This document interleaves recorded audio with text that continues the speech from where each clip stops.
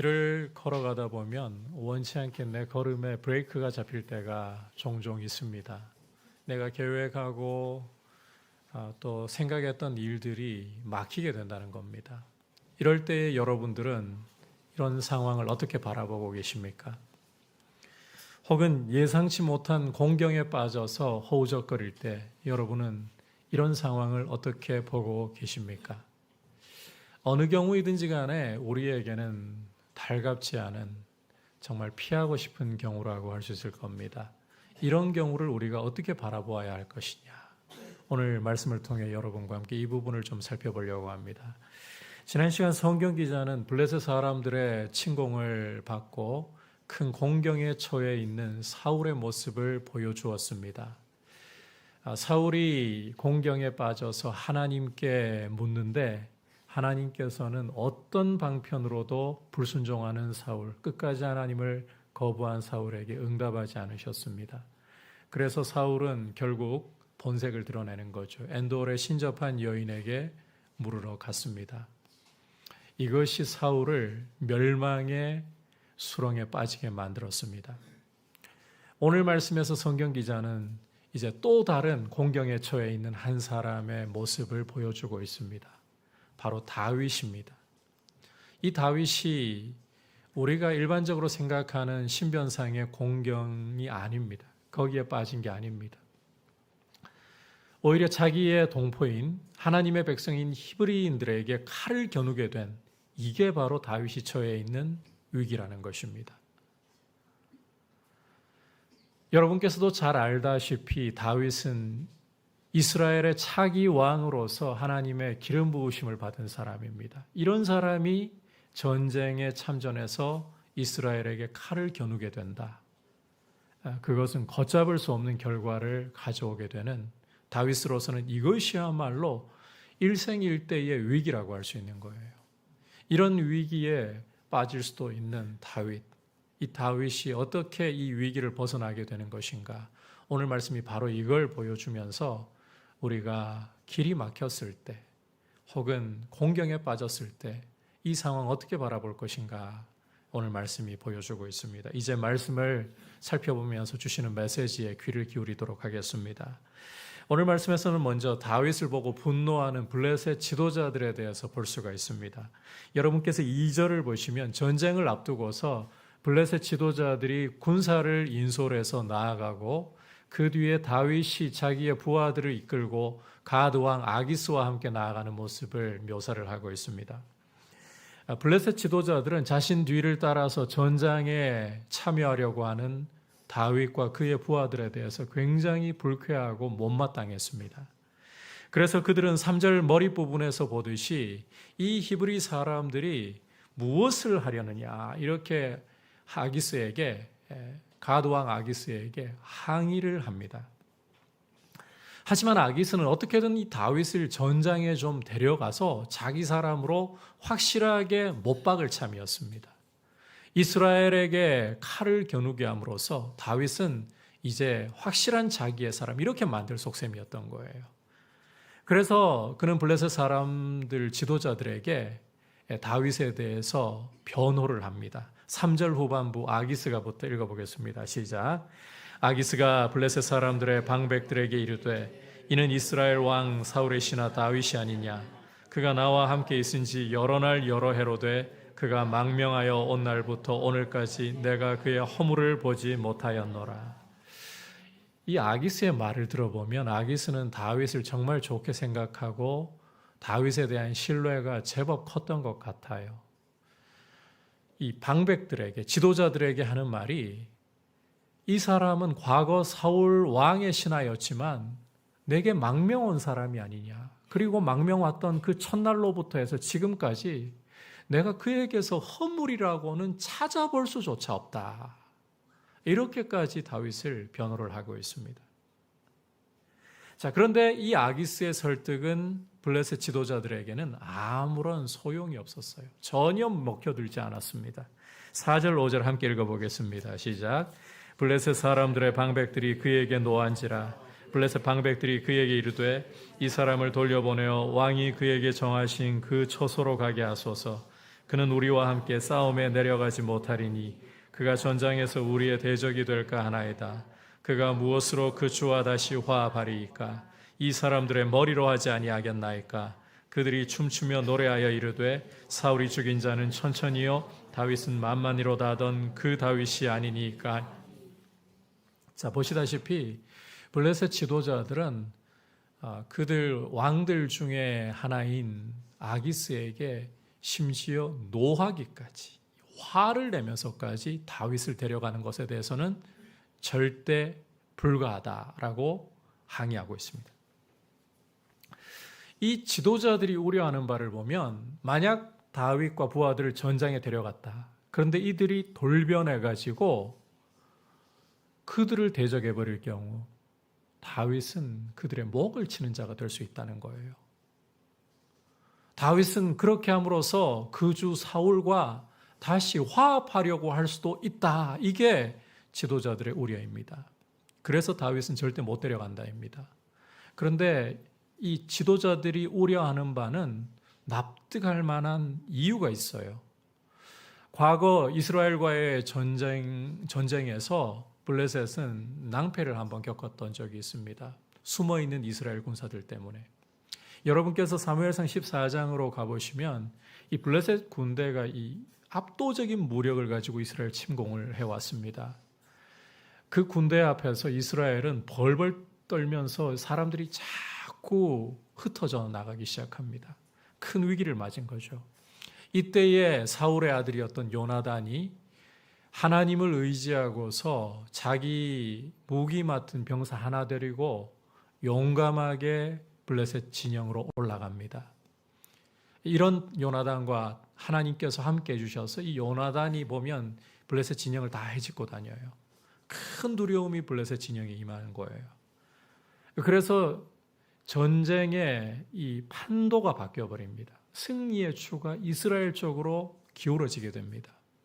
그때 이 숨어있던 이스라엘 사람들이 그전에는 두려워가지고 블레셋 군인인 척 그렇게 위장을 한 거였죠. 그들이 이젠 일어나서 블레셋 군대를 쳤던 거예요. 블레셋 지도자들은 지금 그때의 악몽이 되살아나는 겁니다. 더욱이 이 다윗이라는 사람은 블레셋 군대에게는 과거 악몽 그 자체였습니다. 왜냐하면 블레셋 군대가 자랑했던 용사인 골리앗, 그 골리앗을 쳐 죽인 사람이고 다윗이 참전할 때마다 블레셋 군대는 연패에 연패를 거듭하는 그런 치욕을 겪어야 했기 때문입니다. 그런데 이런 자가 전장에 참전해가지고 돌변한다. 이 상상도 하기 싫은 악몽이 그들에게 다시 재현된다는 거예요. 그래서 다윗이 우리와 함께 이스라엘을 치려고 하는 전장에 참전하는 것 절대 불가. 그들은 길을 쓰고 심지어 그들 왕에게 분노하면서까지 다윗을 막아서는 것입니다. 아기스는 상당히 좀 난감했습니다. 다윗을 전쟁에 데려가서 그 이후로는 이제 확실한 자기 사람 만들어서 자기 머리를 지키는 자, 군대 장관으로 삼으려고 약속까지 했었는데 이 지도자들이 너무 강경하게 나오니까 전쟁을 시작하기도 전에 블레셋 군대 안에서 자칫 다윗 때문에 자중질환이 일어나고 분열이 발생할 위기에 처했으니까 아기스는 어쩔 수 없었습니다. 다윗을 전쟁에 데려가지 않고 돌려보내기로 작정하고 지도자들의 요구를 수용할 수밖에 없었습니다. 이로써 다윗이 이스라엘을 치려고 하는 이 전쟁에 참전하게 되는 것은 막히게 된 거예요. 다윗의 의지가 아니라 블레셋 지도자들의 반대로 길이 막혀버리게 된 것입니다. 되돌아보면 아기스가 이 전장에 함께 참여하자고 다윗에게 제안했을 때 다윗도 함께 기꺼이 참전하겠다라고 큰 소리를 쳤어요. 그런데 다윗의 의지와는 상관없이 지금 자신의 길에 브레이크가 완전히 잡혀버린 거예요. 자, 그런데 여러분 주목할 사실은 다윗이 길이 막힘으로써 오히려 이스라엘을 향해 칼을 겨누는 이런 위기에서부터 벗어날 수 있게 되었다라는 것입니다. 여러분, 우리는 우리의 길이 막힐 때에, 우리 걸음에 브레이크가 잡힐 때에 왜 하필 내가 가려는 길에는 이렇게 자꾸만 막히는 일이 발생하느냐고, 내 걸음에는 브레이크가 잡히는 일이 발생하느냐고 불평이 올라오고 원망이 솟구쳐 올 때가 종종 있곤 합니다. 그런데 오늘 다윗을 통해서 볼 때에 우리의 길이 막히고 우리의 걸음이 제지되는 이런 상황은 오히려 하나님이 우리를 보호하시는 은혜일 때가 참 많다는 것을 오늘 말씀을 통해서 우리는 보아야 되는 거예요. 여러분, 우리가 생각지도 못했지만 죄를 지으려고 길을 걸어가는데 하나님이 그 길을 막아버리신다.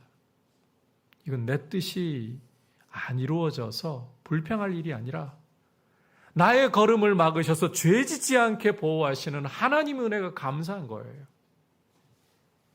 그래서 우리가 우리 자신의 인생길에 이 막힘이 발생할 때, 내 걸음이 제지당하는 일이 발생할 때에 하나님께서 왜 나의 걸음을 이렇게 막으실까? 왜 나의 길을 막으실까? 다시 한번 돌아볼 수 있는 은혜가 있기를 축복합니다. 그렇게 함으로써 나의 길이 올바르게 가고 있던 것인가? 바르게 가고 있었을지라도 때로는 하나님이 막으시는 데는 이유가 있겠지. 나에게 주실 특별한 보호하심과 은혜가 있겠지. 이렇게 생각할 수 있기를 바랍니다. 오늘 이 상황을 이제 사도 바울의 표현을 빌려서 좀 다르게 보자면 하나님께서는 시험 당할 즈음에 피할 길을 열어주시는 분이다. 이렇게 묘사를 할 수가 있어요. 우리 함께 고린도전서 10장 13절 말씀 한 목소리로 읽어보겠습니다. 시작. 사람이 감당할 시험 밖에는 너희가 당한 것이 없나니 오직 하나님은 미쁘사 너희가 감당하지 못할 시험 당함을 허락하지 아니하시고 시험 당할 즈음에 또한 피할 길을 내사 너희로 능히 감당하게 하시느니라. 여러분, 하나님께서는 우리를 창조하셨고 우리를 너무나도 속속들이 잘 알고 계십니다. 그리고 우리를 너무나도 사랑하셔서 독생자를 아끼지 않고 십자가에 주셔서 우리의 죄값을 아들의 피로 다 치르게 하셨습니다. 그 하나님이 우리의 길을 막으신다. 이것은 우리가 시험을 당하기 전에 오히려 피할 길을 열어주신다. 이렇게 볼 수 있어야 된다는 거예요. 오늘 다윗이 길이 막히는 것이 하나님이 위경으로부터 피할 길을 내시는 역사이다. 이게 다윗에게만 해당하는 게 아닙니다. 여러분께서 창세기 12장을 읽어보시면 아브라함이 약속의 땅에 이르러서 지내는 중에 큰 기근이 임하는 것을 경험합니다. 이 기근을 피해서 아브라함은 온 가솔들을 데리고 애굽으로 피난을 가는데 애굽에 이르렀을 때쯤에 큰 걱정이 아브라함 마음에 들기 시작하는 거예요. 그 당시에 사라의 나이가 대략 한 65 근처일 겁니다. 그 이상일 수 있습니다. 그런데 그 나이에도 자기 안에 사라의 미모가 너무 빼어난 겁니다. 그래서 사라가 자기 아내라는 사실을 사람들이 알게 되면 자기를 죽이고 아내를 빼앗아 갈까 봐 이제 애굽에 들어가기 직전에 그런 이야기 나누는 거예요. 당신이 나보고 오빠라 부르라고. 그렇게 사라를 자기 누이라고 속이고서 애굽에 들어갔는데 아니나 다를까 이 사라에 대한 소문이, 미모에 대한 소문이 쫙 퍼져서 왕궁에까지 이르고 맙니다. 자, 그런데 지금 아브라함의 경우는 사라를 누이라고 속여놓았기 때문에 누가 당신 누이 내 아내로 좀 취하고 싶은데 주시지 않겠소? 할 말 없어지거든요. 근데 하필 그 달라고 하는 사람이 애굽 왕 바로였어요. 속절없이 사라를 내주게 된 거예요. 아브라함은 자기가 판 함정에 자기가 빠지는 자충수를 둔 겁니다. 바로가 아내를 달라고 하니까 어쩔 수 없이 내줄 수밖에 없게 된 거예요. 그런데 건질 도리가 없습니다. 이런 위기에 처한 아브라함, 여러분, 어떻게 이 위기를 벗어났을까요? 하나님이 직접 개입을 하셔서 바로를 꾸짖으시는 거예요. 그리고는 사라를 돌려주도록 일을 하신 겁니다. 아브라함 역시 위경에 처했을 때에 좀 다른 이야기이긴 합니다만, 다윗의 경우와 좀 다른 이야기이긴 합니다만, 다윗은 하나님이 길을 막으심으로써 보호하셨다면 아브라함은 이미 위경에 빠져버렸습니다. 이럴 때에 하나님이 전능하신 손을 펼치셔서 위경에서 건져내심으로 사라를 돌려주시는 일을 하시고 아브라함도 안전하게 보호를 해주신 거예요. 여러분, 이와 같은 사례들을 통해서 보듯이 하나님께서는 우리의 삶 가운데 찾아오셔서 우리와 함께 하시면서 우리가 죄악의 길로 위기로 빠지지 않도록 피할 길을 열어주시고, 우리가 위기에 빠졌을 때에도 벗어날 수 있도록 우리를 건져주시는, 우리를 보호하시는 참 좋으신 아버지시라는 사실입니다. 여러분, 이 하나님이 우리의 인생길에 함께하고 계신다는 사실을 기억하면서 하나님이 나에게 시험 당할 때에 피할 길을 열어주시는 분이시다. 내가 위경에 빠졌을 때에, 하나님께 부르짖을 때에 심지어 신음소리까지도 들으시고 응답해 주시고 건져 주시는 분이시다. 여러분, 이 사실을 신뢰하고 하나님 앞에 여러분의 인생이 달려있고 하나님께 여러분의 인생을 맡겨드릴 수 있기를 주님의 이름으로 축복합니다. 자, 이제 계속해서 눈치를 보는 아기스와 큰소리 치는 다윗에 대해서 또 살펴보도록 하겠습니다. 6절과 7절을 보시면 아기스가 다윗을 불러서는 여호와께서 살아계심을 두고 맹세하면서 다윗에게 이제 너는 전장에 참전할 수가 없으니까 돌아가라. 부하들이 이끌고 돌아가라. 이렇게 소위 사정하는 모습을 우리가 볼 수가 있습니다. 여러분, 블레셋 사람들은 여호와를 섬기지 않았어요. 다곤이라는 우상을 섬기고 있었습니다. 그런데 지금 이 아기스가, 다곤을 섬기고 있는 아기스가 여호와의 살아계심으로 맹세를 하고 있어요. 지금 그만큼 자기가 난감하다는 이야기입니다. 다윗을 전장에 데려가서 공을 세우게 하고는 다윗을 자기 군대 장관으로 삼으려고 약속했는데, 큰 소리까지 쳤는데 지금 다윗 돌려보내야 되는 상황에 부딪혔어요. 블레셋 지도자들의 강경한 반대로 다윗을 보내지 않을 수가 없어요. 그러니까 지금 다윗에게는 아기스가 쫄쫄매면서 상황을 설명하면서 사정을 해야 되는 겁니다. 그러니까 지금 다곤을 섬기는 사람이 여호와의 이름으로 그렇게 지금 말을 하고 있는 거죠. 이걸 바꿔서 이야기한다면 지금 아기스가 다윗에게 간곡히 부탁하는 그런 상황으로, 다윗의 입지는 오히려 유리한 상황으로 바뀌어 있다는 거예요. 자, 중요한 것은 여기에서 다윗이 어떤 모습을 보이느냐 하는 것인데, 함께 8절을 읽어보겠습니다. 시작. 다윗이 아기스에게 이르되 내가 무엇을 하였나이까? 내가 당신 앞에 오늘까지 있는 동안에 당신이 종에게서 무엇을 보셨기에 내가 가서 내 주 왕의 원수와 싸우지 못하게 하시나이까 하니. 자, 여러분께서 이 말씀 읽어보실 때 분위기 어떻습니까? 다윗의 분위기. 큰 소리 치는 분위기 아닌가요? 이걸 좀 각색해가지고 이야기하면 이런 거예요.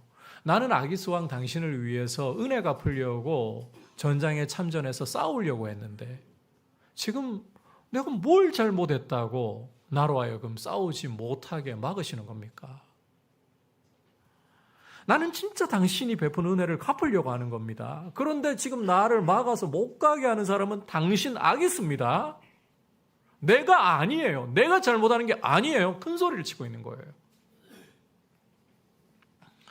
이런 다윗에게 아기스는 다시 한번 쩔쩔매면서 이렇게 부탁을 합니다. 9절 10절 읽어보겠습니다. 시작. 아기스가 다윗에게 대답하여 이르되 내가 내 목전에 하나님의 전령같이 선한 것을 내가 아나? 블레셋 사람들의 방백들은 말하기를 그가 우리와 함께 전장에 올라가지 못하리라 하니 그런즉 너는 나와 함께 온 내 주의 신하들과 더불어 새벽에 일어나라. 너희는 새벽에 일어나서 밝거든 곧 떠나라 하니라. 자, 아기스는 다윗을 가리켜서 너는 내 눈에 하나님의 전령과 같이 선하다. 다른 어떤 이야기 하기 전에 다윗 너는 내 눈에는 하나님의 전령처럼 선해 보인다.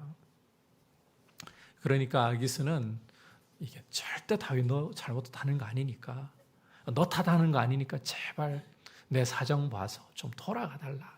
이 이야기를 하고 있는 거예요.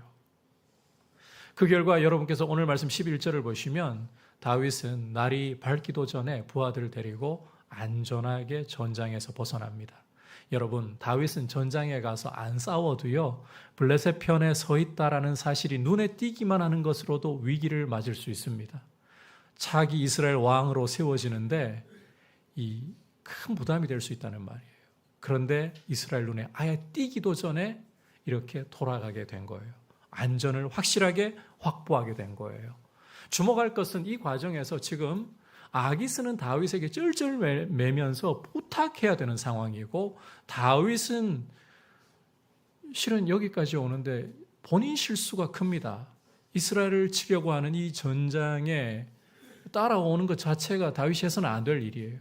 그런데 오히려 큰 소리를 치고 있어요. 여러분, 전세의 역전이 일어났다는 거예요. 상황이 완전히 뒤집어졌다는 거예요. 그렇다면 이 상황의 역전이 도대체 어떻게 일어난 것이냐? 오늘 말씀을 여러분께서 읽어보시면 아기스의 말 외에 하나님 혹은 여호와라는 표현이 아예 말씀 속에 보이질 않습니다. 그러나 보이지 않는다고 해서, 기록이 없다고 해서 하나님의 손이 역사하지 않고 있는 게 아니에요. 앞서 말씀드린 것처럼 이 블레셋 지도자들의 강경한 태도로 다윗의 길이 막혀버린 것, 이것부터가 이미 하나님이 역사하신 것이라고 여러분들에게 설명을 드렸습니다. 거기에 더해서 이제는 아기스는 쩔쩔매도록, 반면 다윗은 큰 소리 치도록 이 상황을 뒤집어 버리신 분도 하나님이 하신 일이고 하나님의 손이 역사하고 있다는 거예요. 여러분, 앞서 아브라함이 공경에 처했을 때 하나님께서 아브라함을 바로의 손으로부터 건져내시는 이야기를 잠시 드렸잖아요. 그런데 아브라함은 자기 아내 사레를 또 한 번 누이라고 속임으로써 공경에 처한 일이 그때 외에도 한 번 더 있었습니다. 여러분이 창세기 20장을 읽어보면 아브라함이 그랄이라는 땅에 잠시 우거한 적이 있습니다. 그곳에서 아브라함은 또 한 번 자기 아내 사라를 자기 누이라고 속여요. 그때 나이가, 사라의 나이가 한 90 정도 될 때예요. 90이 되어도 사라지지 않는 미모. 이상하죠. 90세면 완전히 이 할머니 중에서도 상할머니라고 해야 되는데 사라지지 않는 미모 때문에 아브라함은 자기 아내를 자기 누이라고.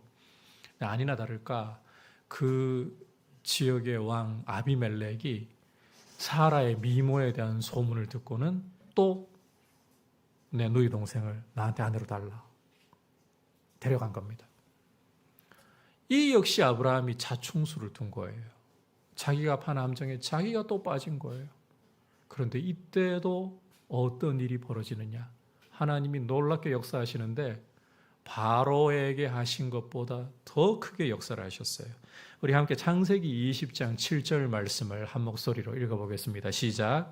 이제 그 사람의 아내를 돌려보내라. 그는 선지자라. 그가 너를 위하여 기도하리니 내가 살려니와 내가 돌려보내지 아니하면 너와 내게 속한 자가 다 반드시 죽을 줄 알지니라. 자, 여러분 말씀을 잘 읽어보시면 분명히 지금 아브라함은 스스로 함정을 판 곳에 빠진 거예요. 그런데 하나님께서는 아비멜렉 앞에서 이 아브라함이 수치당하도록 하시지 않고 오히려 이런 표현을 쓰십니다. 그는 선지자라. 그가 너를 위해 기도하면 내가 살려니와 그렇지 않다면 너뿐만 아니라 너의 온 집이 망할 줄 너는 알지니라. 여러분, 지금 아비멜렉이 잘못한 게 아니에요. 아브라함이 누이라고 했으니까 자기는 깨끗한 마음으로 누이를 달라고 했을 뿐이에요. 그런데 하나님께서는 당신이 택하신 이 아브라함, 위경에 처해 있잖아요. 이 아브라함이 본인이 실수한 것이지만 수치당하도록, 아비멜렉 앞에서 수치당하도록 내버려 두지 않으시고 그는 선지자라 오히려 높여주십니다. 그가 너를 위해서 기도하면 내가 살려니와 아브라함을 존귀하게 만들어 주십니다. 이방왕 앞에서 높이고 존귀하게 하시고 이렇게 하시는 분이 하나님이시라는 거예요. 여러분, 하나님께서는 아브라함을 위경에서 건지실 뿐만 아니라 존귀하게까지 하시는 일을 하시는 분이시다. 그 하나님이 오늘 말씀 속에서는 다윗이 지금 이스라엘을 향해 칼을 겨누는 위경에서 벗어나도록 하실 뿐만 아니라 아기스에게 큰 소리를 치도록 만들어 주셨다는 거예요. 여러분, 하나님께서는 당신의 백성을 위경에서 건지실 뿐만 아니라 원수들 앞에서 존귀하게 높여주시는 분이십니다. 자, 비유를 들자면 그나마 이게 제일 좀 우리에게 이해가 쉬운 비유인 것 같아요. 내 아이가 잘못을 했어요.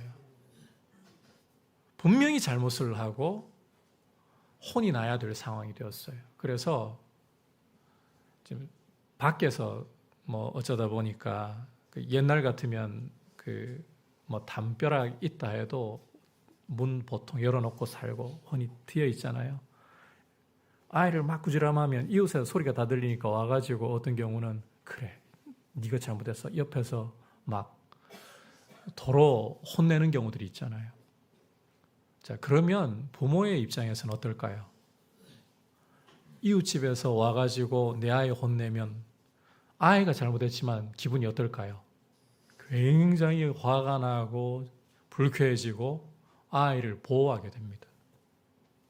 당신이 뭔데 내 아이를 왜 이렇게 보호하게 됩니다. 이게 부모 마음이잖아요. 그나마 그게 오늘 말씀 설명하는데 제일 이해가 되는 부분일 것 같아요.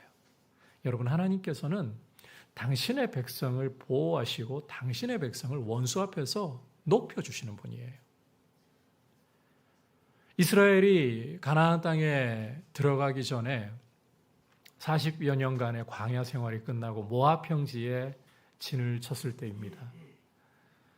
모압 왕 발락이 이스라엘 때문에 긴장을 했어요. 한 200만 명 되는 민족이 자기 땅 근처에 진을 치니까 혹시나 우리 모압을 침략한다면 어떻게 될까? 긴장을 한 거죠. 그래서는 당시에 유명한 술사였던 발람을 고용해가지고 이스라엘을 저주하려고 했습니다. 이 발람이요, 뇌물 받고 이스라엘을 저주해야 되는 상황이거든요. 그런데 저주가 안 돼요. 하나님이 발람의 입을 막아버리시는 거예요. 오히려 이스라엘을 저주하려고 올라갔던 높은 곳에서 축복하는 말을 모압 왕 발락에게, 자기를 고용했던 모압 왕에게 하게 됩니다.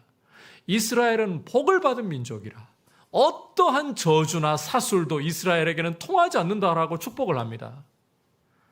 여러분, 하나님께서 이스라엘이 잘못하고 범죄했을 때 하나님은 아버지로서 당신의 백성을 향해 노하시고 매를 드시기도 하셨습니다. 그런데 감히 이방 왕이 당신의 백성을 저주하려고 발람을 고용했을 때는 하나님이 발람의 입을 막아버리시는 거예요. 저주를 막아버리시는 거예요. 축복을 터뜨리도록 만들어버리시는 거예요. 발락 앞에서 그렇게 하나님은 당신의 백성을 존귀하게 높여주시고 세워주시는 거예요.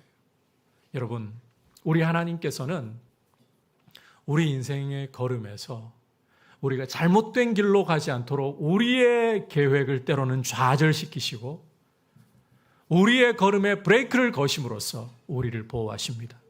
그러나 거기서 그치는 것이 아니라 하나님께서는 우리로 하여금 원수들 앞에서 조롱당하지 않도록 우리를 높여주시고 저 원수 마귀 앞에서 우리를 존귀하게 세워주시고 변호하시는 분이십니다. 이런 분이 나의 하나님이시고 나의 아버지이시고 내 인생길에 함께 동행을 하고 계시는 거예요.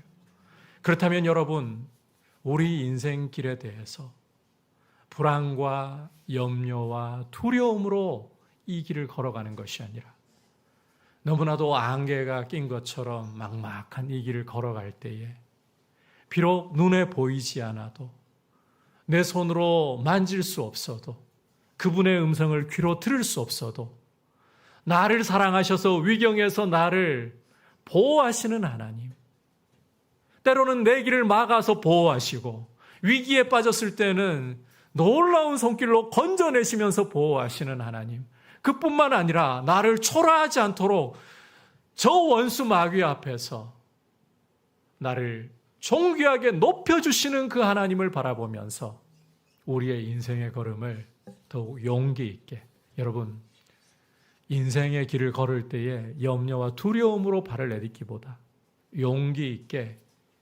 주님을 신뢰하고 주님을 의지하면서 여러분의 걸음을 담대히 내딛으시기를 축복합니다. 우리 젊은이들에게 도전을 하고 싶어요. 여러분의 나이대에 여러분들이 하고 싶은 일들을 도전해 보십시오. 용기 있게 도전해 보십시오. 주님 앞에 여러분들의 인생을 맡기고 용기 있게 도전하라는 게 그렇다고 해서 죄 짓는 걸 용기 있게 하라는 이야기는 아닌 거 알죠? 예, 죄 짓는 걸 용기 있게 하면서 이렇게 가봐도 돼, 그러지는 말아야 되고요. 여러분들이 가고 싶은 길들을 용기 있게 걸어가 보십시오. 여러분들의 걸음이 하나님의 손에 있습니다. 우리를 보호하시는 아버지의 손길에 있습니다. 이 대한민국의 상황이 정말 취업도 힘들고 결혼을 하려고 해도 집장만 한번, 평생에 집장만 한번 하기도 힘들고 결혼을 한들 자녀를 낳아서 양육하는 것도 두렵고 너무나도 막막한 것들이 많고 헬조선 이런 표현을 쓰는 현실이라 할지라도 여러분들의 이 젊음의 때에, 제가 죄송합니다, 젊은이들만 이렇게 이야기해서 죄송한데 연세 드셨다고 해서 뭐 이제는 못하라는 법도 없잖아요. 갈렙 나이 85세에 하나님께서 약속하신 산지를 주소서 이렇게 앞으로 나아가서 안악 족속들도 물리쳤는데 주님을 신뢰함으로써 여러분의 인생의 걸음을 불안해하거나 염려하기보다 맡기고 좀 걸어가 보셨으면 좋겠어요. 담대하게 여러분들의 인생의 걸음을 하나님이 보호하고 계시고 또 하나님이 원수들 앞에서 나를 존귀하게 하고 계신다. 이 신뢰를 가지고 더 주님 의지하려고 하고 더 주님을 사랑하려고 하는 모습으로 여러분들의 걸음을 담대히 용기 있게 걸어가면서 여러분들의 인생이 주님 안에서 세워져가는 이 귀한 은혜를 한 걸음 한 걸음 누려가시기를 주님의 이름으로 축복합니다. 오늘 블레셋 지도자들의 반대로 이스라엘과의 전쟁에 참전이 불가해진 다윗의 모습을 살펴보면서 주시는 메시지를 들었습니다. 첫 번째로는 하나님께서는 우리 길을 막으시거나 위경에서 피할 길을 내심으로써 우리를 보호하고 구원하신다. 그래서 두려워하지 마십시오. 두 번째로는 하나님은 우리가 원수 앞에서 결코 멸시당하지 않도록 당신의 자녀에게 그렇게 하시는 분이에요. 당신의 자녀를 부족할지라도 존귀하게 귀하게 높여주시는 분이시다. 이 사실을 담대히 신뢰하면서 주님 앞에서 말씀의 길로 용감하게 걸어가고 여러분들의 길을 주님께 맡기면서 나아갈 수 있기를 축복합니다.